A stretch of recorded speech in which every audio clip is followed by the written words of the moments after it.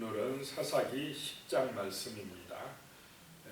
소사사 돌라와 야일이 나옵니다.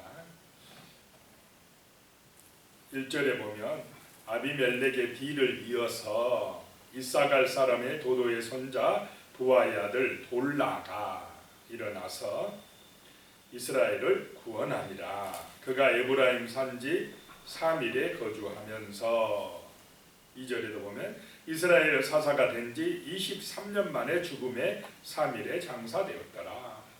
3년 동안 다스렸으면 상당히 긴 기간을 다스렸는데 딱 짤막하게 2절로 끝나고 맙니다. 이 돌라, 이사갈 지파에 속한 돌라가 일어나서 이스라엘을 구원했다라고 말씀합니다. 이스라엘을 구원했는데 다른 대사사들에게서는 보면 어느 이방 족속에서 어느 나라에서 구원했다 이런 말씀들이 나오는데 여기는 어디서 구했는지를 나오지를 않습니다. 그런데 구원해냈다라고 하는 것입니다. 그래서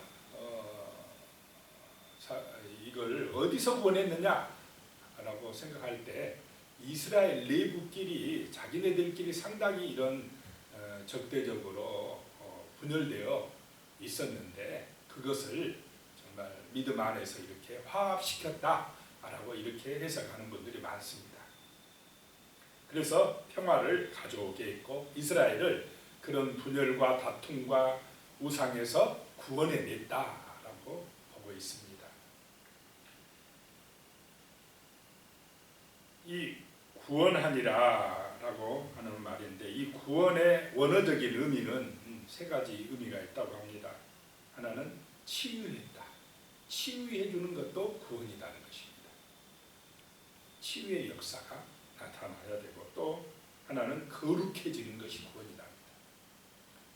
제약된 생활에서 타락한 생활에서 이제 하나님의 은혜를 받아서 거룩한 삶을 사는 그런 것도 구원이라고 합니다. 그리고 또 하나의 구원은 이렇게 통합시키는 것이랍니다. 분열되고 다투고 서로 이렇게 싸우던 그런 사람들을 하나님의 은혜 안에서 믿음 안에서 이렇게 화합시키는 것 이것도 구원이랍니다.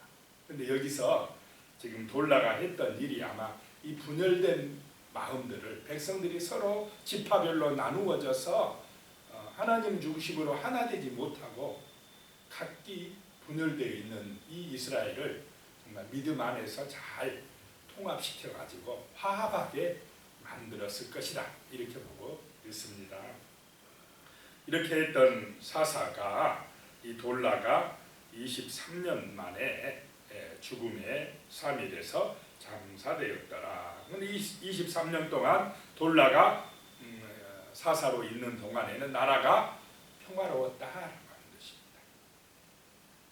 전쟁이 없고 평화가 유지되었다라고 하는 것입니다. 그 다음에 3절에 보면 그 후에 길르앗 사람 야일이 일어나서 길르앗은 요단 동편입니다. 22년 동안 이스라엘의 사사가 되니라. 또 22년 동안 야일이 사사가 되었는데 이때 해도 이스라엘의 평화가 유지되었다라고 하는 것입니다.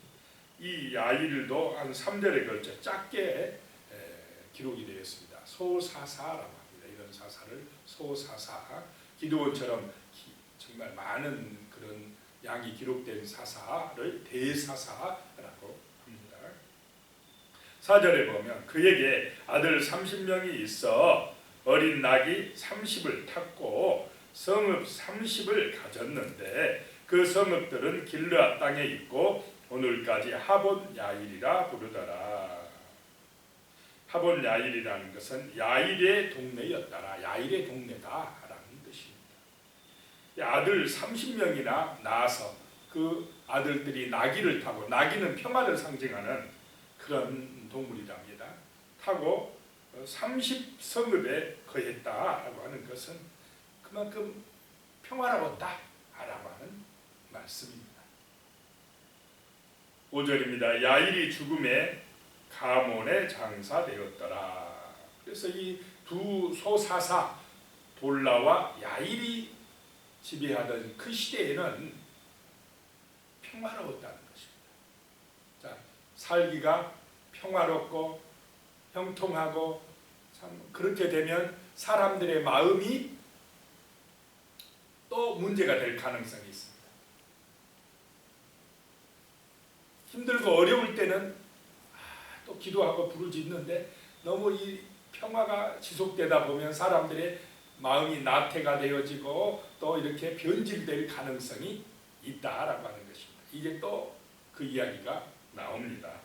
6절에요. 이스라엘 자손이 다시 여호와의 목전에 악을 행하여 바알들과 아스타롯과 아람의 신들과 시돈의 신들과 모압의 신들과 암몬 자손의 신들과 블레셋 사람들의 신들을 섬기고 여호와를 버리고 그를 섬기지 아니하므로. 하나님을 버리고, 누가 하나님을 버렸습니까? 이스라엘이 하나님을 버리고. 오늘날 우리로 보면 교회 다니는 성도들이 누구를 버리고요?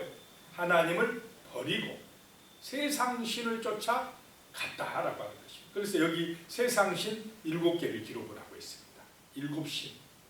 7은 완전수입니다. 이 말은 이스라엘이 완전히 타락했다라고 하는 것입니다. 완전히 변질됐다. 평화가 있었는데 50년 넘은 그런 50년 아니 45년인가요? 가까운 평화가 유지되었는데 그때에 사람들의 마음이 변질돼 가지고 또 다시 범죄하기 시작했다는 것입니다. 세상 신을 쫓아갔다라고 하는 것입니다. 그러면 이 하나님과 세상 신의 차이가 뭐기 때문에 하나님의 백성이 이스라엘이 자꾸 세상 신에 빠져가느냐라고 하는 것입니다. 이 하나님은 무엇을 요구하느냐면요, 도덕적인 삶을 요구합니다. 우리가 거룩하게 살아보랍니다. 십계명도 그렇지 않습니까? 경건한 삶, 거룩한 삶, 거짓말하지 말고 욕심부리 탐욕에 빠지지 말고 서로 사랑하고 좀 우리 자신을 뭐하고요? 겸손히 낮추고 나보다 상대방을 먼저 좀 배려해주는 그런 도덕적인 삶, 경건한 삶, 거룩한 삶을 요구합니다. 그리고 또 하나님은 항상 강조하는 게 뭐냐면 고아나 과부나 누구요? 나그네들. 이 말은 사회적인 약자들입니다. 약자. 가난하고 힘들고 병들고 아프고 어려운 사람들 주변에 있으면은 좀 돌봐줘. 사랑하면서 살아야 돼. 그렇게 사는 것이, 그런 것을 요구하는 거. 이게 바로 하나님 사랑이고 이웃사랑입니다. 하나님은 이러한 삶을 요구해요. 그런데 세상 신은 어떻게 나가느냐? 세상 신은 그냥 자기 중심입니다. 세상 탐욕을, 그래 그 신, 자 세상의 신 우상들에게 찾아가는 것은 우상 숭배는 탐욕이니라 그랬습니다. 자기가 잘되고 높아지고 내가 번성하고 부자되고 이런 신이 뭐냐? 바알신과 아세라신, 세상 신들입니다. 그 배후에는 누가 역사하고 있습니까? 마귀가 역사하고 있습니다. 마귀는 네가 하나님 돼, 네가 높아져야지, 네가 부자 돼야지, 너만 잘되면 돼, 다른 사람 생각하지 말어. 탐욕을 부추깁니다. 교만하게 합니다. 하나님의 신하고 반대가 됩니까? 안 됩니까? 반대가 됩니다. 세상 우상들을 배후에는 다 이런 어둠의 영이 역사하고 있습니다. 그래서 정말 우리가 교회 다니면서도 이런 우상, 탐욕에 빠지게 됩니다. 자기 중심이 될 가능성이 있다는 것입니다. 하나님의 말씀을 모르면, 하나님의 은혜를 안 받으면 이렇게 이스라엘도 세상 신에 빠져든다라고 하는 것입니다. 그래서 항상 우리는 정신을 차리고 거룩한 삶, 정말 도덕적인 삶, 가난하고 병든 사람도 연약한 사람도 예수님의 마음으로 돌봐주는 그런 믿음의 삶을 사시기를 축복합니다. 그리하면 하나님이 복을 주십니다. 지켜주십니다. 은혜 주십니다. 그런데 이 이스라엘은 다 자기 중심 돼가지고 탐욕에 빠져가지고 잘 된다니까 부자 된다 하니까 그 가나안 신들에 빠져들어가 버렸다는 것입니다. 하나님을 버리고 그쪽으로 가버렸다는 것입니다. 7절에 보니까요, 여호와께서 이스라엘에게 진노하사 블레셋 사람들의 손과 암몬 자손의 손에 그들을 파심해 그렇습니다. 파셨다. 이방 나라에 파셨다. 파셨다는 것은 이제 버려둬 버렸다는 것입니다. 그 죄 지으니까 버려둬 버렸다. 하나님의 보호하심을 그냥 거둬들여 버렸다는 것입니다. 8절에 그해 그들이 요단강 저쪽 길르앗에 있는 아모리 족속의 땅에 있는 모든 이스라엘 자손을 쳤으며 18해 동안 억압하였더라. 그래서 18해 동안 또 식민지 생활을 하게 되었습니다. 9절에 암몬 자손이 또 요단을 건너서 유다와 베냐민과 에브라임 족속과 싸움으로 이스라엘의 공고가 심하였더라. 이스라엘이 또 어려워지고 힘들어졌더라라고 하는 것입니다. 그랬더니 또 이스라엘이 어떻게 합니까? 또 부르짖게 됩니다. 10절에 이스라엘 자손이 여호와께 부르짖어 이르되 우리가 우리 하나님을 버리고 바알들을 섬김으로 주께 범죄하였나이다 하니, 그동안은 그냥 힘들다고 살려주세요 막 이렇게만 했던 사람들이 처음으로 자기들의 잘못을 압니다. 우리가 하나님을 버리고 바알들을 섬긴 것 잘못했습니다. 범죄했나이다. 처음으로 인정하고 회개하는 것을 보게 됩니다. 11절입니다. 여호와께서 이스라엘 자손에게 이르시되 내가 애굽 사람과 아모리 사람과 암몬 자손과 블레셋 사람에게서 너희를 구원하지 아니하였느냐? 너희를 구원해 주지 아니했느냐? 누가요? 하나님이.